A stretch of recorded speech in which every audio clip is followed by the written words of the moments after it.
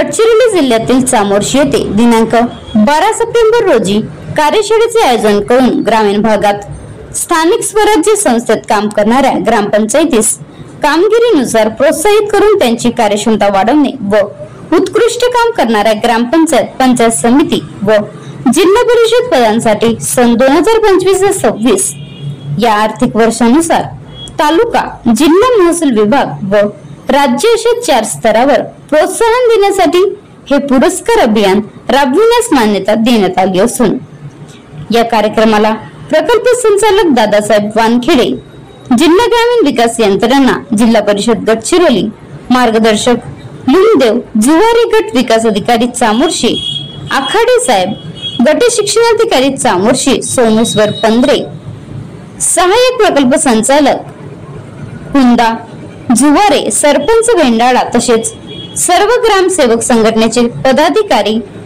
सरपंच, ग्रामपंचायत अधिकारी, कर्मचारी इत्यादी, रोजगार सेवक इत्यादी उपस्थित होते। Maharashtra live news reporter Dhanraj Wasekar, taluka प्रतिनिधी चामोर्शी। या अभियानाअंतर्गत व्हायला पाहिजे। शेवटचा मुख्य घटक आहे ते आहे नाविन्यपूर्ण योजना। नाविन्यपूर्ण योजना ग्रामपंचायती तयार केली पाहिजे। जसं मी आपल्याला आता सांगितलं